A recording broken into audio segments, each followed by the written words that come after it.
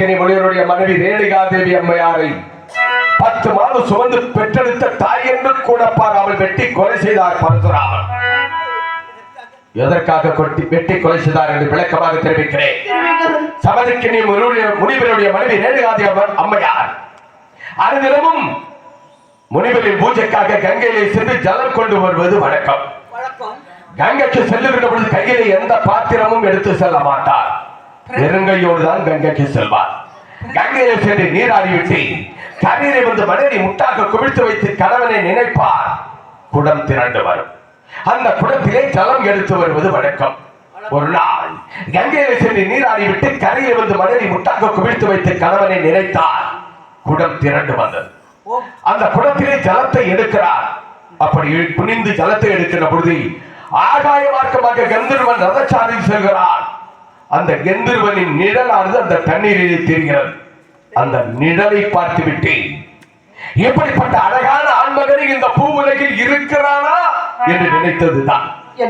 அவனை நிமிர்ந்து பார்க்கவில்லை, நேருக்கு நேராக பார்க்கவில்லை. அவன் நிழலை பார்த்து நினைத்ததுதான். குடம் உடைந்து விட்டது. நீர் நீரோடு சேர்ந்து விட்டது. திடுக்கிட்டு போன ரேணுகாதேவி கரையிலே ஓடி வந்து மீண்டும் மணலை முட்டாக குவித்து வைத்து கணவனை நினைக்கிறார். குடம் திரண்டு வரவில்லை. வெறுங்கையோடு கழகத்திற்கு வருகிறார். சபதக்கினி முனிவர் ஞான திருஷ்டினால் பார்க்கிறார். ஆஹா, இவள் பதியை இழந்து விட்டாள். இனி இவள் குடும்பத்திற்கு ஆக மாட்டாள். இவளை உயிரோடு விட்டு வைக்க கூடாது என்று தன்னுடைய மூத்த மகன் சப்ரேஸ்வரன், கோட்டேஸ்வரன், செடுகுலநாதன் என்று சொல்லக்கூடிய மூத்த மகன் மூவரையும் அழைத்து, உங்களுடைய தாய் பதியை இழந்து விட்டால் கொண்டு போய் கொலைகளத்தில் வெட்டி விட்டு வாருங்கள் என்று தெரிவித்தார்கள். மூத்த மகன் மூவரும் வெட்ட முடியாது தடுத்து விட்டார். எப்பொழுது என் வார்த்தையை நீங்கள் தடுத்தீர்களோ நீங்கள் மூவரும் பேயாக போக கருது சாபத்தை கொடுத்து விட்டார். பிறகு கடைசி மகன் பரசுராமனை அழைத்து, பரசுராமா, உன்னுடைய தாய் பதியை இழந்து விட்டால் கொண்டு போய் கொலைகளத்தில் வெட்டி விட்டு வாராக என்று தெரிவித்தார்கள். பரசுராமன் வெட்ட முடியாது என்று தடுத்து விட்டான். எவ்வளவோ மன்றாடுகிறார். எவ்வளவு மன்றாடியும் பலன் கிடைக்கவில்லை. முடிவாக நீதான் உன் தாயை வெட்டி கொலை செய்ய வேண்டும் என்று தந்தை கட்டளையை இட்ட பொழுது, தந்தையே, தாயை வெட்டி கொலை செய்து விடுகிறேன், ஆனால் எனக்கு 2 வரங்கள் வேண்டும் என்று கேட்டார். என்ன பெற வேண்டும்? கீழ் தருகிறேன் மகனை என்று சொன்னார் முனிவர். தாயை வெட்டி கொலை செய்துவிட்டு பிறகு வந்து வரத்தை வாங்கிக் கொள்கிறேன் என்று கையிலே வாளை எடுத்தார். கையிலே வாளை எடுத்ததை பார்த்த ரேணுகாதேவி, மகன் நம்மை வெட்டப் போகிறார் என்று ஓடுகிறார். பரசுராமன் துரத்துகிறார். ரேணுகாதேவி ஓடுகிறார், ஓடிக்கொண்டே இருக்கிறார். அப்படி ஓடிய ரேணுகாதேவி ஒரு தாழ்த்தப்பட்டவரின் குடிசையிலே ஓடி நுழைகிறார். அந்த குடிசையில் அந்த தாழ்த்தப்பட்டவர் வெளியிலே ஓடி வந்து, தம்பி, 10 மாதம் சுமந்து பெற்றெடுத்த தாயை வெட்டாதே, பாவம் என்று தடுத்தார். தாழ்த்தப்பட்டவனை முதலிலே வெட்டினான் பரசுராமன். இப்பொழுது ஊரிலே சண்டை நடக்கும். சண்டை போட்டுக் கொள்ளக்கூடிய அந்த 2 பேருக்கும் எந்த அடியும் விடாது, வெட்டு விடாது. எவன் விலக்கி விட வருகிறானோ அவனுக்குத்தான் முதலிலே அடி விடும், வெட்டு விடும். ஆமாமா, அதுதான் அன்றும் நடந்திருக்கிறது. அதை பார்த்த அந்த தாழ்த்தப்பட்டவனின் மனைவி குடிசையிலிருந்து வெளியிலே ஓடி வந்து, பாவி, என் கணவனை வெட்டி வீழ்த்தி விட்டாயே என்று அலறினாள். அந்த தாழ்த்தப்பட்டவன் மனைவியும் வெட்டினான் பரசுராமன். கடைசியாக குடிசையின் உள்ளே சென்று தன்னுடைய தாயை வெளியே எடுத்து வந்து தாயையும் வெட்டினான். தாயை வெட்டிய கை நீ நமக்கு தேவையில்லை என்று தன் கையையும் வெட்டி கொண்டான். ரத்தம் சொட்ட முனிவரிடத்திலே வந்து நின்றான். முனிவர் பார்த்துவிட்டு ஆத்திரத்திலே அறிவிழந்து விட்டாய பரசுராமா, என் கட்டளையை நிறைவேற்றிவிட்டு உன் கையை வெட்டி கொண்டு வந்து நிற்கிறாயே, என் கட்டளையை நிறைவேற்றிய காரணத்தால் இதுவரை உனக்கு 2 கைகள் தான் இருந்தது, இன்று முதல் 4 கைகளாக விலகட்டும் என்று வர கொடுத்தார்கள். பிறகுதான் பரசுராமன் வர கேட்கிறார். தந்தையே, அந்த 2 வரங்கள் வேண்டும் என்று கேட்டேனே, அதை இப்பொழுது எனக்கு கொடுங்கள். என்ன வர வேண்டும்? கேள் தருகிறேன் மகனே என்று சொன்னார் முனிவர். முதல் வரம், என் அண்ணன் மூவரும் பேயுருவத்திலிருந்து மாற வேண்டும். 2வது வரம், இறந்த தாய் உயிரோடு எனக்கு உடனே வேண்டும். இந்த 2 வரத்தையும் கொடுங்கள் தந்தையே என்று கேட்டான். முனிவரால் தடுத்து பேச முடியுமா? கொடுத்த வாக்கை காப்பாற்ற வேண்டும் அல்லவா? அதனால் வரத்தை கொடுத்தார். கெண்டியில் ஜலத்தையும் மந்திர பிரபையும் கொடுத்து, உன் தாயின் தலையையும் உடலையும் ஒன்றாக சேர்த்து வைத்து ஜலத்தை தெளித்து மந்திர பிரபால் தட்டி எழுந்து வா தாயை என்று சொல். உன் தாய் உயிர் பெற்றெழுந்து விடுவாள், சென்று அழைத்து வா மகனே என்று சொன்னார். தாயை உயிராக்கி பார்க்க வேண்டும் என்ற அவசரத்திலே ஓடிய பரசுராமன் அவசரமாக தன்னுடைய தாயின் தலை எடுத்து அந்த தாழ்த்தப்பட்டவன் மனைவியின் உடலோடு வைத்தான். அந்த தாழ்த்தப்பட்டவன் மனைவியின் தலை எடுத்து தன்னுடைய தாயின் உடலோடு வைத்தான். பிறகு அந்த தாழ்த்தப்பட்டவனின் தலையை உலகை ஒன்றாக சேர்த்து வைத்தார். ஜலத்தை தெளித்து மந்திர பெருமாள் தட்டி மூவரும் உயிர் பெற்று எழுந்துவார்கள் என்று சொன்னார். மூவரும் உயிர் பெற்று எழுந்து விட்டார்கள். ஆனால் தாயின் சுய உருவத்தை பார்க்க முடியவில்லை. ஏன் தெரியுமா? ஏன்? அன்றைய தினத்திலே அந்த இரண்டு பெண்களும் ஒரே நிறமான சேலையை அணிந்திருந்தார்கள். அதனால் தாயின் உடல் எது, அந்த தாழ்த்தப்பட்டவன் மனைவியின் உடல் என்று தெரியாமல் மாற்றி மாற்றி வைத்து விட்டார். அழைத்து வந்தால் முனிவரிடத்திலே சபதக்கினி முனிவர் பார்த்து விட்டு, பார்த்தாயா பரசுராமா, உன் தாய் பதியை இறந்து விட்ட காரணத்தால் உருவமே மாறிவிட்டது என்று சொன்னார். அந்த பெண்கள் கேட்கிறார்கள், சுவாமி தவறு நடந்தது நடந்துவிட்டது, எங்களை மன்னித்து விடுங்கள், எங்கள் பெயர் விளங்க ஏதாவது வரம் கொடுங்கள் என்று கேட்கிறார்கள். சபதக்கினி முனிவருடைய மனைவி ரேணுகாதேவி அம்மையாருக்கு உருவம் மாறிவிட்டது அல்லவா? மாறிவிட்டது. அதனால் மாரிய அம்மன், மாரிய அம்மன், மாரியம்மன் என்று பெயர் சூட்டி தாழ்த்தப்பட்டவன் மனைவிக்கு பிடாரியம்மன் என்றும் வீரமாக வந்து தடுத்து உயிரையே விட்டானே அவனுக்கு வீரன் என்று பெயர் சூட்டி நீங்கள் மூவரும் பூலோகத்திலே குடிகொள்ளுங்கள். பூலோகத்தில் உள்ள குடிமக்கள் அனைவரும் உங்களுக்கு வருடத்திற்கு ஒரு முறை காப்பு கட்டி திருவிழா கொண்டாடுவார்கள் என்று பூலோகத்திலே குடியமர்த்தினார்கள். அந்த சமதக்கினி முனிவர் கொடுத்த வரத்தின் பிரகாரம் தான் ஊரில் உள்ள மாரியம்மன் கோயிலே காப்பு கட்டுகிறார்கள், பிடாரியம்மன் கோயிலே காப்பு கட்டுகிறார்கள், வீரன் கோயிலே காப்பு கட்டுகிறார்கள், கோலாகலமாக வான வேடிக்கையோடு திருவிழா கொண்டாடுகிறார்கள். இப்படிப்பட்ட மேடை நாடகத்தையும் நடத்திக் கொண்டிருக்கிறார்கள். 10 மாதம் சுமந்து பெற்றெடுத்த தாய் என்று கூட பாராமல் வெட்டி கொலை செய்தால் பரசுராமல், உன்னை ஜானகி வெட்டி கொலை செய்யடா என்று சொல்லவே உயிரோடு கொண்டு போய் கரகத்தில் விட்டு வாடாயிரத்தில் வைக்கிறேன். என்ன பதில் தெரிவிக்க போகிறாள்? கொலை செய்து விட வேண்டாம், உயிரோடு கொண்டு போய் காற்றில் விட வேண்டும் என்று தெரிவித்தாயே. பரசுராமன் தாய் என்று கூட பாராமல் எதற்காக வெட்டி கொலை செய்திருக்கும்? பரசுராமனுடைய தாய் ரேணுகாவதி அம்மையாக தன்னுடைய பர்த்தாவாகிய தமதக்கனி முனிவர், தமதக்கனி முனிவர் என்றால் கனி போன்று அழகாக காட்சி அளிக்கக்கூடிய ஒரு முனிவர். அப்பேற்பட்ட முனிவருக்கு தினந்தோறும் திக்கு சென்று ஞானபானம் செய்து முடித்து மணல் மண்ணை குடமாக திரட்டி பூஜைக்கு ஜலம் எடுத்து வந்தார்களே, வழக்கம் போல எடுக்க சென்ற அம்மையார்கள் ஆகாயத்தில் லீலோ வினோதங்கள் செய்தவர்களுடைய நிழல் அந்த கங்கா நதியிலே அந்த நிழலை பார்த்த மாத்திரத்தில் அம்மையார்கள் என்ன செய்தார்கள்? ஆகா, பூலோகத்தில் இப்படியும் அழகாக மானிடர்கள் இருக்கின்றார்களா என்று மனதில் நினைத்ததுதான் என்ன ஆயிற்று? பதி என்று சொல்லக்கூடிய கற்பு எழுதி விட்டது. அப்படி கற்பு நிலை தவறிய காரணத்தினால் பரசுராமன் தாய் என்று கூட பாராமல் வெட்டி கொலை செய்தார். அதுபோல் மதுரை என்ன கற்பு நிலை இறந்து விட்டார்களா கொண்டு போய் காரகத்தில் விடுவதற்கு என்று கேட்க போகிறாள். நான் கற்பு நிலை இறந்து விட்டால், தவறு செய்து விட்டால் அதனால் கொண்டு போய் காரகத்தில் விட்டு வரா என்று சொல்லவில்லையே. குடிமகத்தில் விட்டு விட்டால் இழிவான வார்த்தை. உலைவாயை மூடலாம், ஊர்வாயை மூட முடியுமா? முடியாது. அதனால் அவள் மீது உள்ள அந்த கலங்கம் போக வேண்டும். அதற்காகத்தான் கொண்டு போய் கலங்கத்தில் விட்டு வராயிருத்தேன். சரி, அதையும் விட்டுவிடே. ராமனுடைய தங்க சூர்பனகை, அந்த சூர்பனகை மூக்கசனைகளை அறுத்து மானபங்கம் செய்தவன் யார்? யான் தான். அதெல்லாம் நல்லா அழுத்த திருத்தமா சொன்னான். யான் தான்.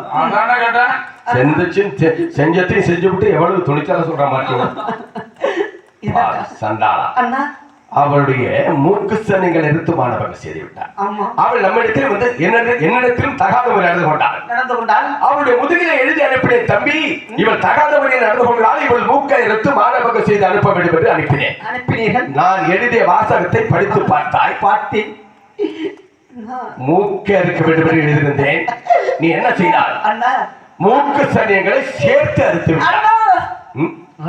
தம்பி, ஊரா வீட்டு பெண்ணிற்கு ஒரு நியாயம், நமது வீட்டு பெண்ணிற்கு ஒரு நியாயம் என்று சொல்லக்கூடாது. அடுத்த வீட்டு பெண்ணை ஒன்றை அறுத்து அனுப்புகிறாய் என்று சொன்னால் 3 அறுத்து அனுப்புகிறாய். நமது வீட்டு பெண்ணை கொண்டு போய் காரகத்தில் விட்டு வரா என்று சொன்னால் விட முடியாது என்று தடுத்து பேசுகிறாய். இது எந்த ஒரு நியாயம்?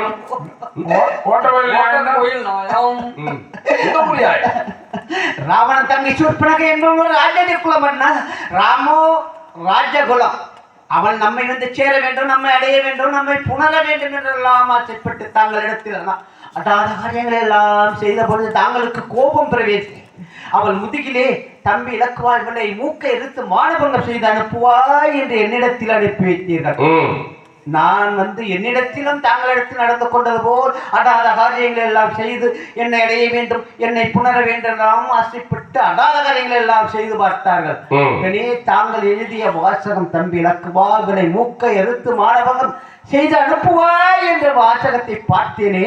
பார்த்த மாத்திரத்தில் ஓடி சென்றேன். ஆயுத களஞ்சியத்தில் சென்ற மாத்திரத்தில் கிட்டாயுதம் என்று சொல்லக்கூடிய ஆயுதம் தான் கண்ணிற்கு புலப்பட்டு ஓடோடி சென்று அந்த ஆயுதத்தை எடுத்தவர் மூக்கை குறிவைத்த வண்ணமாக போட்ட பொழுது முக்கோடு மட்டும் அறுபட்டது.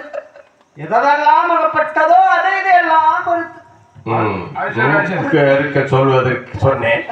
மூக்கை அறுப்பதற்கு சின்ன ஒரு பேனா கத்தி என்று சொல்றாங்க. அந்த ஒரு கத்தி போதும், அதையே பிடிச்சி அறுத்துடலாம். அதை விட்டு விட்டு ஆடு வெட்டுற கத்தி மாதிரி ஒரு கத்தியை எடுத்துட்டு வந்து கெடாயுதம் அதை எடுத்துட்டு வந்து ஒரே வெட்டா மூக்கை வெட்டி இருக்கிறான். அது மூக்கு சனிகளை சேர்த்து அறுத்து விட்டது. நீ மட்டும் மூக்கை மட்டும் அறுத்து அனுப்பியிருந்தால் இப்படிப்பட்ட நிலை நமக்கு வந்திருக்காது. சரி, அதையும் விடு. ஆனா எதை சொன்னா நீ ஒத்துக்க மாட்டீங்க, அதையும் விட்டு விடு. பெண் புத்தியால் நமது தந்தை பெரியவரும் மோத்தடைந்தார். பெண் புத்தியால் நானும் அந்த பேடமானை பின்தொடர்ந்தேன். பெண் புத்தியால் நீயும் அந்த பேடமயிலை கைவிட்டாய். பெண் புத்தி கேட்பதெல்லாம் பெருந்துங்கு எனவன்றோம். நானும் கெட்டேன் பெண்ணால், நீயும் கெட்டாய் பெண்ணால், நமது தந்தையும் கெட்டார் பெண்ணால்.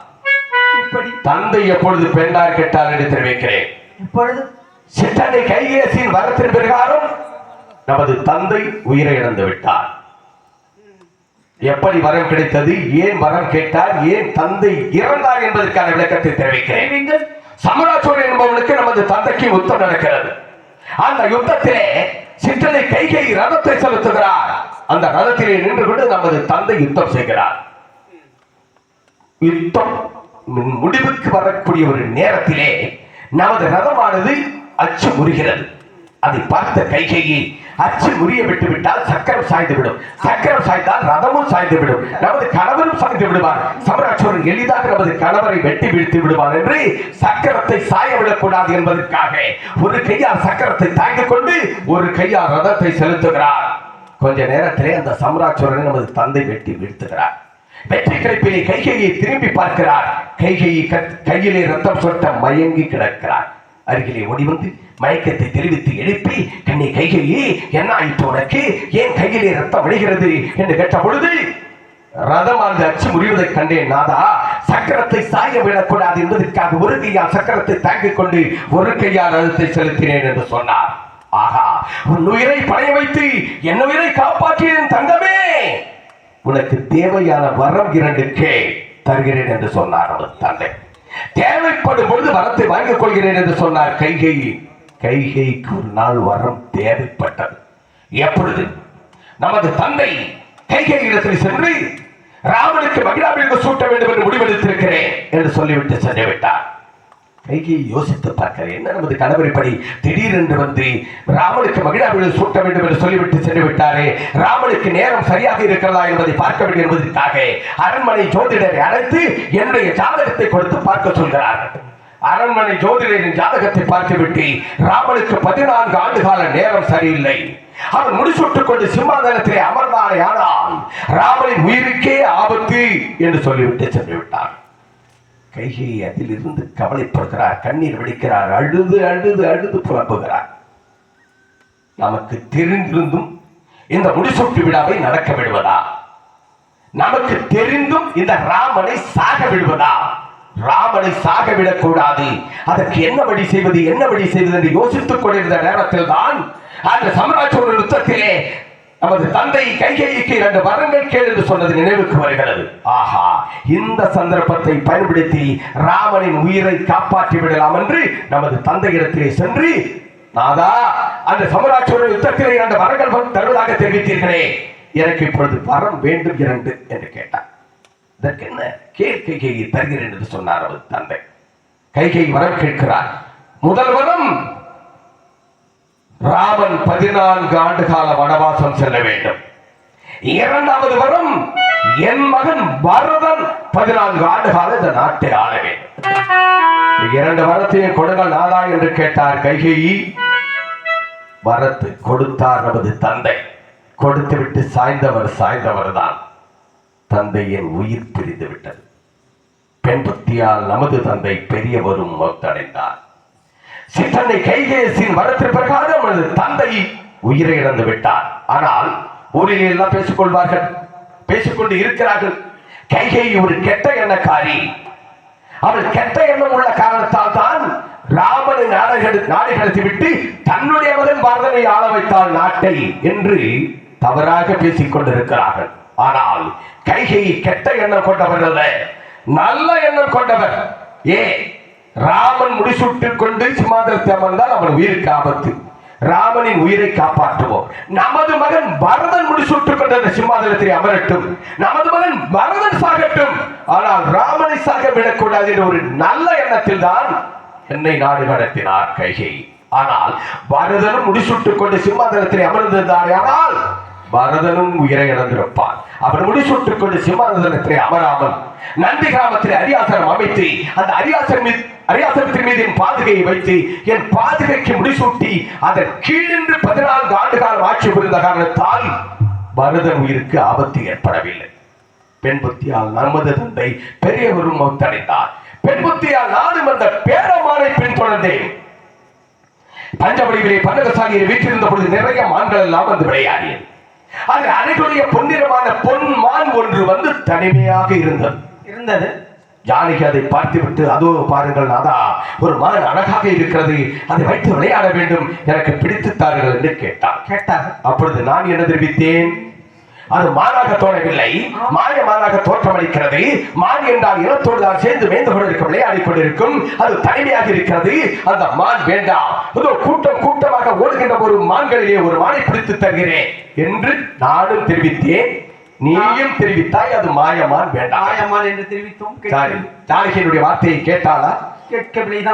கேட்கவில்லை. என்னுடைய மனைவி என்னுடைய வார்த்தையை கேட்கவில்லை என்பது உனக்கு நன்றாகவே தெரியும். என்னுடைய வார்த்தையை கேட்டு நடக்காது, என் மனைவியை கொண்டு போய் காரகத்தில் விட்டு வாடா என்று தெரிவித்தால் ஏன் விட முடியாது என்று தடுத்து பேசுகிறாள். என் வார்த்தையை கேட்கலன்னு தெரியல, அதுக்கும் ஒத்துக்க மாட்டேன், எதுக்குமே ஒத்துக்க மாட்டேன், எனக்கு தெரியும். சரி, அதை விடு. பிடிவாதமாக மான் தான் வேண்டும் என்று கேட்ட காரணத்தால் நான் மானை தொடர்ந்து சொல்கிறேன். பெண் புத்தியால் நானும் அந்த பேடமானை பின்தொடர்ந்தேன். மான் ஓடுகிறது, நான் ஓடுகிறேன். மான் ஓடுகிறது, ஓடுகிறது, ஓடுகிறது, ஓடிக்கொண்டே இருக்கிறது. அப்படி ஓடிய மான் இருள் சூழ்ந்த வனத்திலே நுழைவதற்கு முன் அந்த மானை உற்று நோக்கினேன்.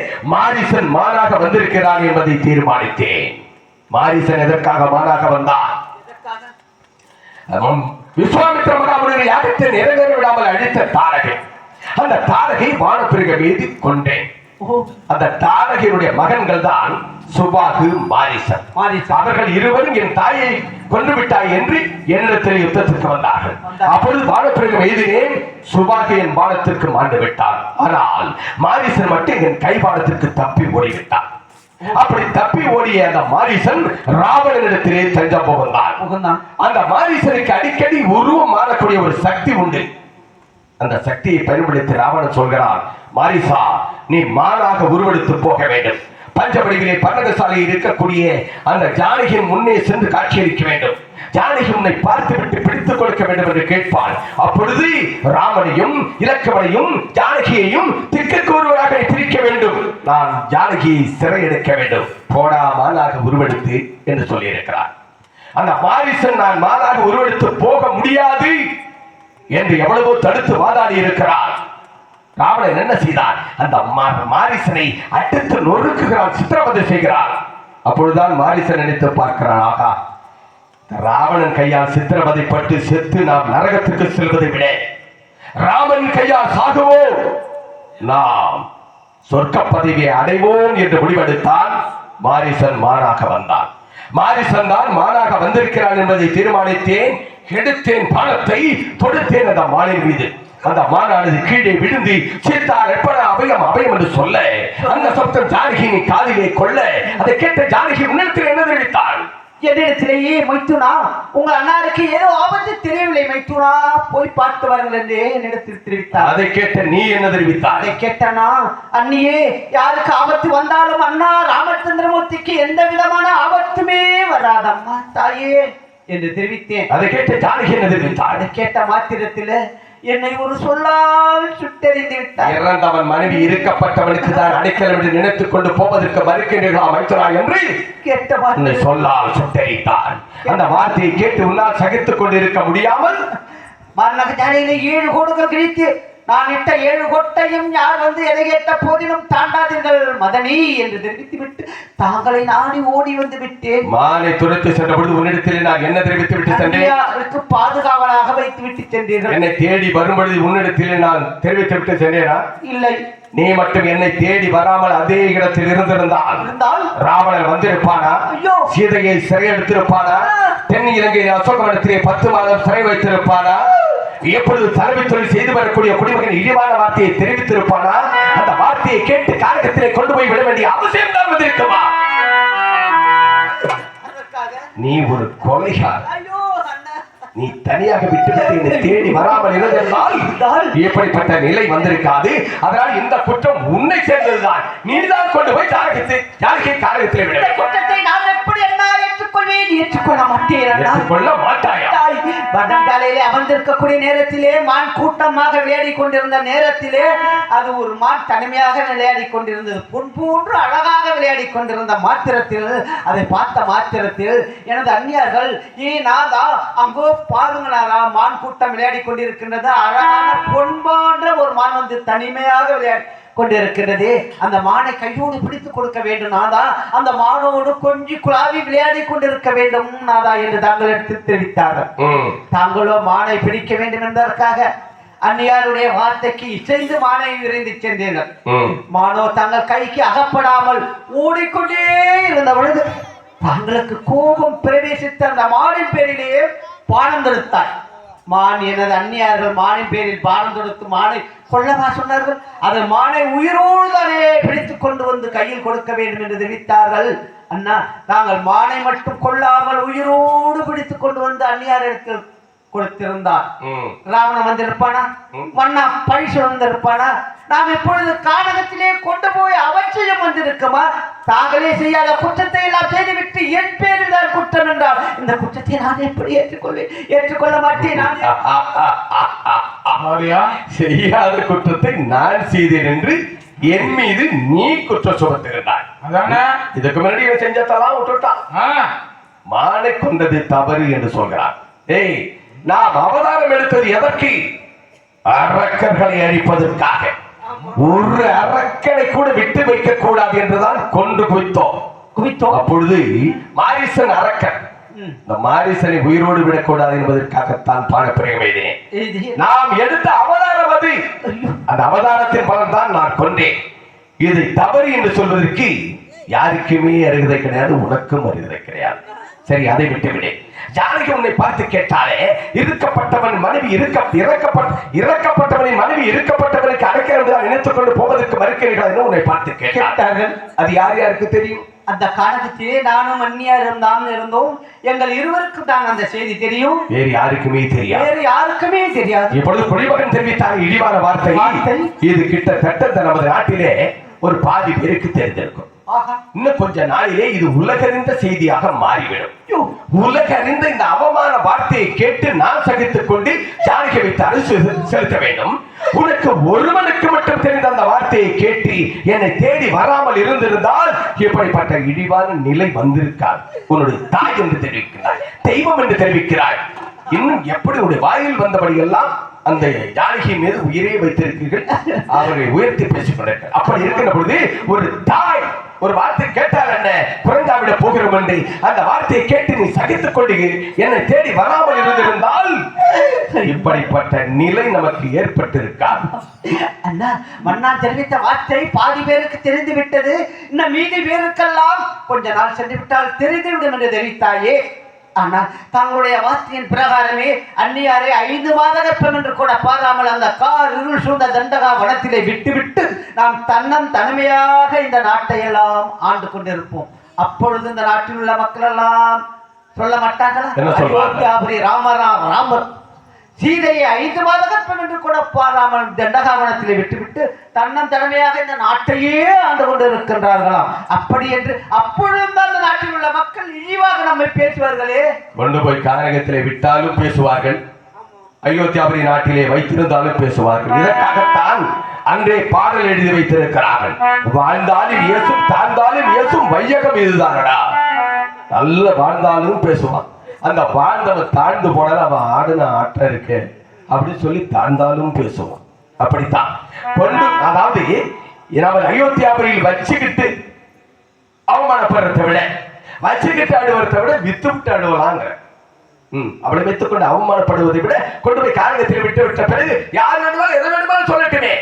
ஐயோ அண்ணா, நீங்கள் எதை தெரிவித்த போதிலும் நான் அன்னைக்கு அன்னியாக, தாய்க்கு தாயாக, தெய்வத்திற்கு தெய்வமாகவே வணங்கிக் கொண்டிருக்கின்றேன். நீ இதை தெரிவித்த போதிலும் என்னுடைய உயிரை வேண்டுமானாலும் கேளுங்கள் தருகின்றேன், என்னுடைய கனவுகளை வேண்டுமானாலும் கேளுங்கள் தருகின்றேன், வெட்டி கொடுக்கின்றேன். ஆனால் என்ற அன்னியை மட்டும் தாங்கள் இதை தெரிவித்த போதிலும் காற்றில் விட என்னுடைய மனம் ஒரு காலம் சகிக்காது.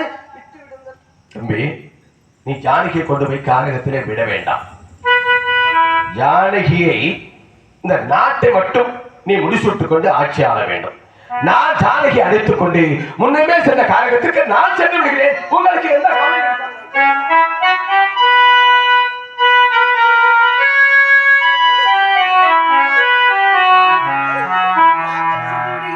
தெரிவித்தாயே, இந்த நாட்டில் உள்ள மக்களை எல்லாம் யாரென்னா கவனித்துக் கொள்வார்கள். நீதான் கவனித்துக் கொள்ள வேண்டும், நீதான் கவனித்துக் கொள்ள வேண்டும். நான் செல்கிற காலத்திற்கு எனக்கு ஒன்றும் பயம் கிடையாது. டேய் போடா பண்ணா தடி தேடிரே பேர சரி யோலே பண்ணா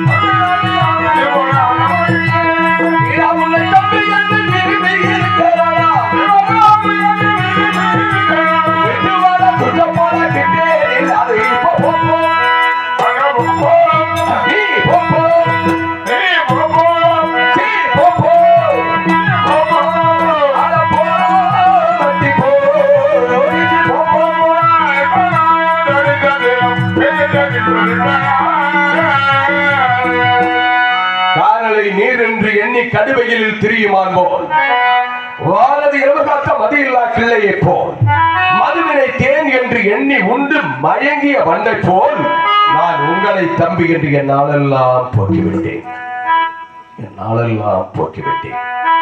கானலை நீர் என்று எண்ணி கடுவையில் திரியுமான் போல் கானகத்திலே வசிக்கிறதை கவரிமான். அந்த கவரிமானானது தண்ணீரை தேடி சொல்லுமா. வெயில் நேரத்திலே தண்ணீர் தாகம் ஏற்பட்டு தண்ணீரை தேடி செல்கின்ற பொழுது நீண்ட தூரத்திலே கானல் வீசுவது தண்ணீர் இருப்பது போல் தெரியும். அதோ தெரிகிறது தண்ணீர். ஓடினால் பிடிக்கலாம் என்று ஓடுமா. அங்கு சென்று பார்த்தால் தண்ணீர் கிடைக்குமா? கிடைக்காது. அங்கே வீசியது கானல். ஆமா, அங்கிருந்து பார்த்துவிட்டு ஏமாந்து இப்படி நீண்ட தூரத்திலே பார்க்குமா. அங்கே கானல் வீசுவது தண்ணீர் இருப்பது போல் தெரியும். அதோ தெரிகிறது தண்ணீர். ஓடினால் குடிக்கலாம் என்று ஓடுமா. அங்கு சென்று பார்த்தால் தண்ணீர் இருக்குமா? இருக்காது. அங்கு வீசியதும் கானல் தான். இப்படி கானலை தண்ணீர் தண்ணீர் தண்ணீர் என்று நினைத்து வெயிலிலே அலைந்து திரிந்து தண்ணீர் கிடைக்காமல் உயிரையே விட்ட மானை போல் கானலை நீர் என்று நீ கடுமைகளில் திரியுமான். வானது இரவு காத்த மதியில்லா கிள்ளையை போல் இளவங்காய் படுக்கும் என்று கிள்ளைகள் என்று சொல்லக்கூடிய கிளிகள் காவல் காத்துக் கொண்டிருக்குமா. இளவங்காய் படுத்தால் என்ன ஆகும்? வெடிச்சு பஞ்சா பறந்து போயிடுமே. பஞ்சாக பறந்து ஓடிவிடும். அதை பார்த்து விட்டு ஏமாந்து போன கிளிகளை போல் வானது இலவு காத்த மது இல்லா கிள்ளையை போல் மதுவினை தேன் என்று எண்ணி உண்டு மயங்கிய வண்டை போல் கல் இருக்கிறதே, அந்த கல்லை தேனீக்கள் தேன் என்று நினைத்து குடிக்குமா. அப்படி பிடித்து விட்டு மயங்கி அந்த கல்லிலேயே விழுந்து தன்னுயிரை தானே மாற்றிக் கொள்ளுமா. மதுவினை தேன் என்று எண்ணி உண்டு மயங்கிய வண்டை போல் நான் உங்களை தம்பி என்று என் நாளெல்லாம் போக்கிவிட்டேன். என் நாளெல்லாம் போக்கிவிட்டேன். தம்பிமார்கள் உடல் உயிர் ஆவி என்று சொல்லக்கூடிய 3 தம்பிமார்கள் இருக்கின்றீர்கள். எனக்கு கஷ்டம் வரும்பொழுது உதவுவீர்கள் என்று நம்பி நான் ஏமாந்து போய்விட்டேன் தம்பி, ஏமாந்து போய்விட்டேன். பரவாயில்லை, ஜானகி நீ கொண்டு போய் கானகத்திலே விட வேண்டாம். என்னுடைய வார்த்தையை நீ தடுத்து பேசுவதற்கு காரணம் இருக்கிறது, அந்த காரணத்தை மட்டும் சொல்லிவிடுகிறேன். தன்னுடன் பிறவாத தம்பி, தலைவரா தாயார் தந்தை, அந்நியர் இடத்தின் செல்வம், அரும்பொருள் வேசி ஆசை, மன்னியர் ஏட்டின் கல்வி, மறுமலையாட்சி வாழ்க்கை, இன்னமும் கருவமாறு இடுக்கத்துக்கு உதவாதன்றே. தன்னுடன் பிறவாத தம்பி, தன்னோடு கூடி பிறக்காதவர்கள் எவ்வளவுதான் பாசத்தோடு நேசத்தோடு படைகிறாலும் அவர்கள் சகோதரர்களே அல்ல. தன்னுடன் பிறவாத தம்பி, தலைவரா தாயார் தந்தை, தன்னை பெற்றெடுக்காதவர்களை எவ்வளவுதான் பாசத்தோடு நேசத்தோடு வளர்த்தாலும் அவர்கள் தாய் தந்தையர்களே அல்ல. தலைவரா தாயார் தந்தை. அன்னையரிடத்தில் செல்வோம். அடுத்தவரிடத்திலே நிறைய பணம் இருக்கும், அவரிடத்திலே பணம் இருக்கிறது என்பது நமக்கு நன்றாகவே தெரியும். ஆனால் அவரை போய் கொஞ்சம் பணம் கொடுங்கள் கடனாக என்று கேட்டால் என்ன சொல்வார் தெரியுமா? அண்ணா, உங்களுக்கு தெரியாம என்கிட்ட ஏதன்னா பணம், அவருடைய பெட்டியில நாம கொண்டு போய் எண்ணி வைத்தோம். அவரிடத்திலே பணம் இருக்கும், கொடுக்கக்கூடிய மனம் இருக்காது. நமது அவசரத்திற்கும் அது உதவாது. அந்நியரிடத்தில் செல்வோம். மன்னியர் அரும்பொருள் வேசி ஆசை. சிலர் வேசியர் என்று சொல்லக்கூடிய பெண்ணிடத்திலே உறவு வைத்துக் கொள்வார்கள். வேசியானவர் என்ன செய்வார்? இவரிடத்தில் என்னெல்லாம் இருக்கிறதோ அதை விற்று கொண்டு போய் கொடுக்கின்ற வரையிலே சந்தோஷத்தை கொடுப்பான். கொடுப்பதற்கு எதுவுமே வக்கில்லை என்று தெரிந்துவிட்டால் இனி என் வீட்டுக்கு வராதே. 4 பேர் 4 விதமாக பேசுவார்கள். அண்ணா யாரா அனுபவப்பட்டவங்க சொல்றாங்க, அண்ணான்னு சொல்லிடுவான். என் வீட்டுக்கு வராதே என்று சொல்லிவிடுவான். இவனிடத்தில் இருந்ததையெல்லாம் விற்று கொண்டு போய் கொடுத்த வரையிலே மாமா மச்சான். ஆமா, 4 பேர் 4 விதமாக பேசவில்லை. கொடுப்பதற்கு வக்கில்லை என்று தெரிந்தவுடன் வீட்டுக்கு வராது அண்ணா. ஆமா, இப்படி அரும்பொருள் வேசி ஆசை, வேசியரிடத்திலே கொண்ட ஆசையும், மன்னியர் ஏட்டின் கல்வி, ஏட்டிலே எழுதியிருக்கக்கூடிய கல்வி அப்படியே மூடி வைத்திருந்தால் அவன் செவிக்கு ஏறுமா? அதற்கு தகுந்த ஆசாரிடத்திலே பயிற்சி எடுத்துக் கொண்டால் தான் இப்படிப்பட்ட வேலையிலே பிரசங்கம் செய்ய முடியும். மன்னியர் ஏட்டின் கல்வி. மறுமலையாட்சி வாழ்க்கை. சிலர் அடுத்தவன் மனைவியோடு கூடி வாழ்க்கை நடத்தி கொண்டிருப்பார்கள். அது யாருக்குமே தெரியாது என்றால் கொடிகென்று பறந்து கொண்டிருப்பார்கள். யாருக்காவது ஒருத்தருக்கு தெரிந்தால் போதும், அது ஒரு பெண்ணுக்கு தெரிந்தால் போதும், அந்த பெண் என்ன செய்வார்? அடுத்த ஒரு பெண்ணிடத்தில் சென்று அப்படியே காதோடு காதாக, அவருடைய மனைவிக்கு எல்லாருக்கும் தப்பான உறவு இருக்கா, இதை நான் சொன்னேன் என்று யாரும் சொல்லிவிடாதே என்று அப்படியே காதோடு காதாக சொல்லிவிட்டு வந்து விடுவார். ஆமா, அந்த கேட்டவர் என்ன செய்வார்? அவருக்கு அப்படியே தலையை வெடித்து விடும் போல இருக்கும். ஐயோ, இந்த நல்ல செய்தி யார் எடுத்தாலும் போய் சொல்ல வேண்டுமே, 4 பேர்ட்டே சொல்லணுமே. ஆமா, உடனே அவர் என்ன செய்வார்? அடுத்த ஒரு பெண்ணிடத்தில் சென்று காதோடு காதாக, இன்னாருடைய மனைவிக்கு நல்ல தப்பான நான் சொன்னேன் யாருன்னு சொல்லிவிடார் என்று அவரும் காதோடு காதாக சொல்லிவிட்டு எப்படி நான் சொன்னேன் என்று யாரிடமும் சொல்லிவிடாதே, நான் சொன்னேன் என்று யாரிடமும் சொல்லிவிடாது என்று அந்த செய்தி ஊரே பரவி விடுமா. மற்ற மனைவியோடு கூடிய வாழ்க்கையும் என்னமும் கரும மாறி இடுக்கத்துக் கொள்வாதன்றே. இவை அனைத்தும் கஷ்டம் வரும் பொழுது உதவாதா. அதுபோல தன்னுடன் பிறவாத தம்பி, என் தாயின் வயிற்றிலே நீ பிறந்து நான் குடித்த எச்சிப்பாலை நீ குடித்து வளர்ந்திருந்தால் இந்த அண்ணனுக்கு வந்த மான அவமானத்திலே உனக்கும் பங்கு இருந்திருக்கும். நீ மாற்றா தாயின் வீட்டை பிள்ளைதானே, அதாவது தான் எனக்கு வந்த மான அவமானத்திலே நீ பங்கு இல்லை என்று பேசிவிட்டாய். சொன்னாரா? ஜானகியை கொண்டு போய் காரகத்தில் விட வேண்டாம், உன்னுடைய மனதை சோதனை செய்து பார்த்தேன், போகலாம். நிச்சயான வார்த்தைகளால் தெரிவித்து விட்டு வா என்று தெரிவித்தார்கள். இப்பொழுது விட வேண்டாம் போ என்று தெரிவித்து விட்டு ஓடிவிட்டார்களே. எப்படி அண்ணாரை விட்டு பிரிந்து செல்வி அந்த புறத்திலிருந்து அண்ணா கவனித்து விட்டு தான் செல்ல வேண்டும். வருகிறேன்.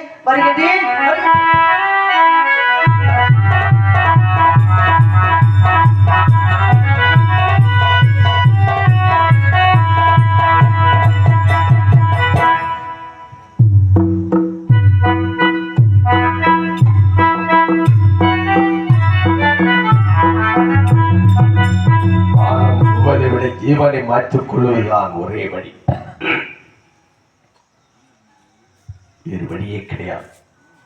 64 தலைமுறையாக வாழ்ந்து வந்த இந்த சூரியகுல வம்சத்திலே என் முன்னோர்கள் யாருக்குமே இப்படிப்பட்ட இடிவான சொல் ஏற்பட்டதே கிடையாது. யாருடைய மனைவியும் என் முன்னோர்கள் வார்த்தையை தடுத்து பேசியவர்கள் கிடையாது. அவர்கள் கவலைப்பட்டு கண்ணீர் வெடித்து தற்கொலை புரிந்து கொண்டவர்களும் கிடையாது. 64வது தலைமுறையில் வந்த ராமனாகிய நான் இப்பொழுது தற்கொலை புரிந்து கொள்ளப் போகிறேன். யாருக்கு எடுத்துவார்கள் சந்திராயுதத்தை.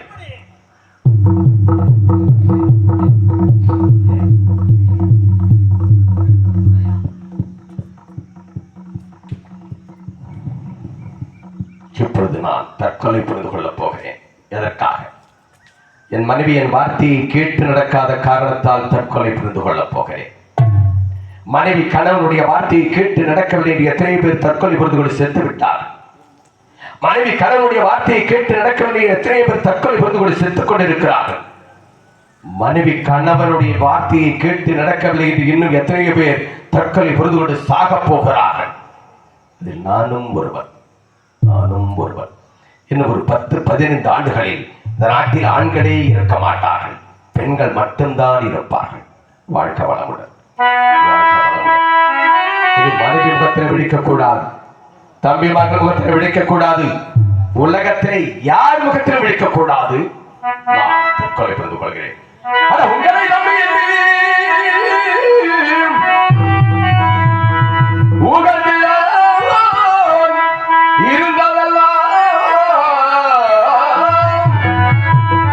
செந்தழல் பூவன்றி சேர்ந்திட்டே வண்டுகள் போலே ஆச்சே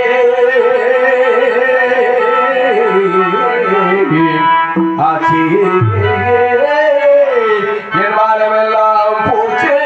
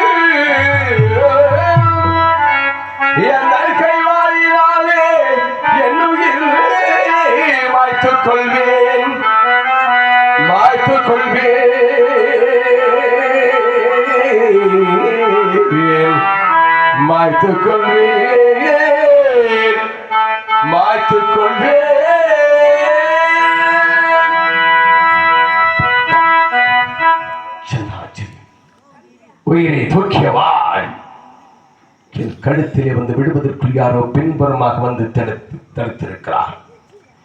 33 கோடி தேவர்கள், 44 இடிமார்கள்,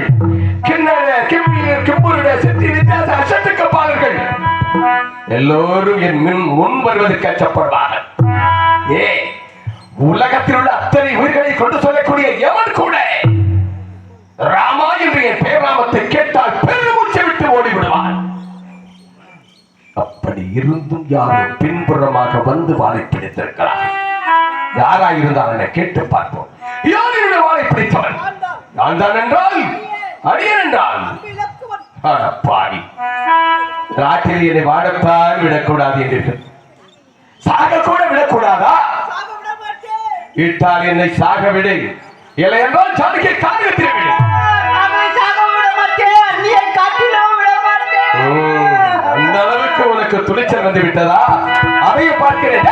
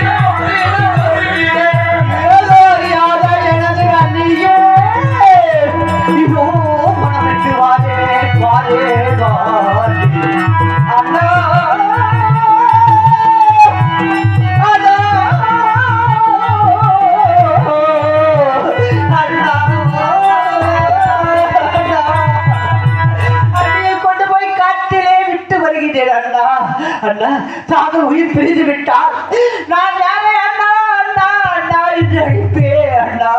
நம்முடைய அண்ணன் தம்பி என்ற பாசமே இழந்து விடுவோமே அண்ணா. அண்ணா தாங்கள் உயிர் பிரிந்து விட்டால் எனது அண்ணியினுடைய நிலை என்ன ஆகும் அண்ணா? எனது அண்ணியோ திருமாங்கல்யம் இழந்து விடுவார்கள் அண்ணா.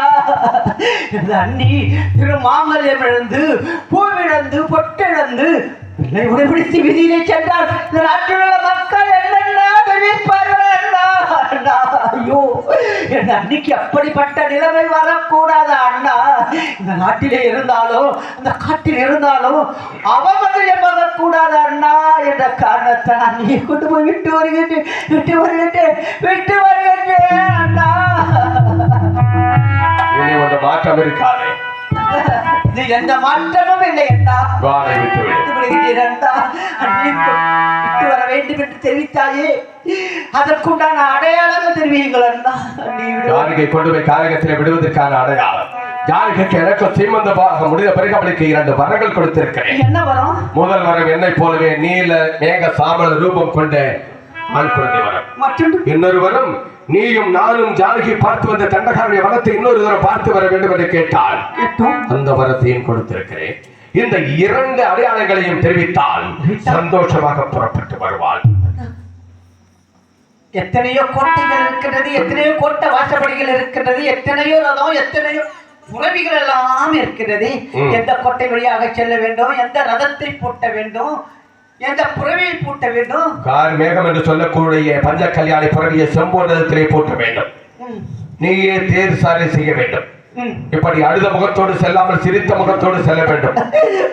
எத்தனை கோட்டைகள் இருந்த போதிலும் தென்கோட்டை வழியாக செல்ல வேண்டும். கதிரவன் ஒளி காணாத கார் இருள் சூழ்ந்த தண்டகாரண்ய வனத்திலே கொண்டு போய் விட வேண்டும். கானகத்தில் கதிரவன் ஒளிகான தெண்டகவனத்தில் விட சொல்கிறீர்களே, அன்னையாரை அழைத்து செல்லும் பொழுது வழியில் எத்தனையோ காடுகள் இருக்கிறது. அந்த காட்டில் எல்லாம் மருகாமையை விட்டு வரக்கூடாதா? இதற்காக அந்த கார் சூழ்ந்த தண்டகவனத்தில் தான் விட்டு வர வேண்டும். தண்டகவனத்திற்கு எப்படி பெயர் வந்தது? எதற்காக அண்ணியை கொண்டு போய் அந்த வனத்திலே விடணும்? அருகில் உள்ள வனத்திலே கொண்டு போய் விட்டுவிட்டு சீக்கிரமாக வந்து விடலாம் என்று நினைக்கிறார். எதற்காக அந்த தண்டகாரண்ய வனத்திலே கொண்டு போய் விட வேண்டும்? தண்டகாரண்ய வனத்திற்கு தண்டகாரண்ய வனம் என்று எப்படி பெயர் வந்தது என்பதற்கான விளக்கத்தை தெரிவிக்கிறேன். தண்டகாரண்ய வனம் என்பது முன்னொரு காலத்திலே மதுமந்தகாபுரி பட்டணமாக இருந்தது. அந்த மதுமந்தகாபுரி பட்டணத்தை தண்டகாசுரன் என்ற மன்னன் ஆண்டு வந்தான். அந்த தண்டகாசுரனுக்கு சுக்கராச்சாரியார் என்ப ஒரு குரு பகவான். அந்த குரு பகவானுக்கு ஓம புஷ்பக்கலை என்ற ஒரு பருவ வயது வந்த பெண். அந்த ஓம புஷ்பக்கலை ஒரு நாள் நந்தவனத்தில் சென்று தந்தையின் பூஜைக்காக மலர்வடித்துக் கொண்டிருந்த பொழுது இந்த தண்டகாசுரன் அந்த பெண்ணை கற்பழித்து விட்டான். சுக்கராச்சாரியார் ஞான தரிசினால் பார்க்கிறார். தண்டகாசுரனை அழைத்து குருவின் மகள் என்று கூட பாராமல் என்னுடைய மகளை கற்பழித்து விட்டாயே, உன்னுடைய நகரமெல்லாம் எரிந்து சாம்பலாக போக கடவுது, நீயும் பேயாக போக கடவுது சாபம் கொடுத்து விட்டார்கள். இப்படிப்பட்ட சாபத்தை கொடுத்து விட்டீர்களே, என்னை மன்னித்து விடுங்கள். என்னுடைய பெயர் விளங்க வரம் கொடுக்க வேண்டும். இந்த சாபம் எப்பொழுது நீங்கும் என்று கேட்கிறார். இந்த எரிந்து சாம்பலாக கிடைக்கக்கூடிய மதுமந்தகாபுரி பட்டணமானது ஒரு இருள் சூழ்ந்த வனமாக மாறட்டும். இந்த வனத்திற்கு உன் பெயரை வைத்து தண்டகாரண்ய வனம் என்று பெயர் சூட்டுகிறேன். இந்த தண்டகாரண்ய வனத்திலே நீ பேயாக அலைய கடவுதி. உன் இச்சைக்கு என் மகள் இணங்கிய காரணத்தால் அவள் ஒரு வனப்பெண்ணாக அலைய கடவுதி என்று சாபம் கொடுத்தார்கள். இந்த சாபம் எப்பொழுது நீங்கும் என்று கேட்ட பொழுது, இந்த வனத்திற்கு எப்பொழுது ஒரு பத்தினி பெண் வந்து அடியெடுத்து வைக்கிறாளோ அப்பொழுது உன்னுடைய சாபமும் நீங்கும், என் மகளின் சாபமும் நீங்கும். தண்டகாரண்ய வனம் அழிந்து மீண்டும் மதுமந்தகாபுரி பட்டணமாக மாறும். அப்பொழுது நீ நாட்டை ஆளலாம் என்று அன்று சாபம் கொடுத்திருக்கிறார்கள். அதனால் அந்த கதிரவன் ஒளி காணாத கார் சூழ்ந்த தண்டகாரண்ய வனத்திலே ஜானகியை கொண்டு போய் விட்டால் என்றாவது ஒரு நாள் அந்த குறிப்பிட்ட எல்லைக்கு செல்லுகின்ற பொழுது அந்த தண்டகாரண்ய வனம் அழிந்து மதுமந்தகாபுரி பட்டணமாக மாறட்டும். அந்த தண்டகாசுரனின் சாபமும் நீங்கட்டும், இந்த ஓம புஷ்பக்கலையின் சாபமும் நீங்கட்டும் என்பதற்காகத்தான் கொண்டு போய் கதிரவன் ஒளி காணாத கார் இருள் சூழ்ந்த தண்டகாரண்ய வனத்திலே விட வேண்டும் என்று தெரிவிக்கிறேன். கொண்டு போய் விட்டுவிட்டு நாளை காலை சூரியன் உதிக்கும் முன் என் சரணாகதி வந்து சேர வேண்டும். கொஞ்சம் காலதாமதமாக வந்தாலும் மீண்டும் சந்திராயத்தை எடுப்பேன் என்று நானே மாற்றிக் கொண்டேன். அப்பொழுது தடுப்பதற்கு யாருமே இருக்க மாட்டார்கள். ஐயோ தேவையில்லை, கொண்டு கானகத்திலே விட்டு நாளை பொழுது விடுவதற்குள்ளாகவே யூத்தியாபுரி வந்து சேர வேண்டும். அண்ணா, அரண்மனையிலே எனது அந்நியார்கள் 1000 தாழிமார்களோடு கூடி விளையாடி கொண்டிருப்பார்கள். அப்பொழுது மர்மமாகவே சென்று ஓடோடி சென்று வாருங்கள் மதனி மனைவேடிக்கை பார்க்கலாம், வாருங்கள் மதனி மனைவேடிக்கை பார்க்கலாம் என்று மர்மமாகவே அழைத்துக் கொண்டு போய் அந்த தண்டகாவனம் வந்தவுடன் இந்த தண்டகாவனத்திலே எங்கள் அண்ணார் விட சொன்னார் என்றால் என்னை சர்வ சாதாரணமாக விட்டு விடுவார்கள். ஐயோ பாவி, அந்த வார்த்தையை நீ அயோத்தியாவிலே நிரூபித்திருக்க கூடாதா? உங்கள் அண்ணாரிடத்திலே ஏதாவது மாற்று உபாயனங்கள் கேட்டிருப்பேனே. என்னை மர்மமாகவே அழைத்து வந்து உங்கள் அண்ணாரிடம் சொன்னார் என்று சொல்லி தெரிவிக்கின்றாயே பாவி என்று என்னிடத்திலே ஏதாவது சாபம் கொடுத்து அந்த சாபத்தில் சிக்கிவிட்டால் எனது அந்நியாரை அந்த காட்டிலேயும் இழந்துவிட்டு தாங்களை இந்த அயோத்தியாபுரியிலே தாங்களை எப்படி அண்ணா விடியமுன் வந்து தாங்களை காப்பாற்ற முடியும் அண்ணா? இதுக்குதான் ஊர்ல பழமொழி சொல்லுவாங்க, நேத்திய புள்ள ஒரு மாத்திய புள்ளைய மாத்திச்சான்னு சொல்லுவாங்க. அதான கேக்குறேன். தம்பி எவ்வளவு எச்சரிக்கையாக இருக்கிறான் பார்த்தீர்களா? ரொம்ப விவரம். அதற்கெல்லாம் நீ பயப்பட வேண்டியதில்லை தம்பி.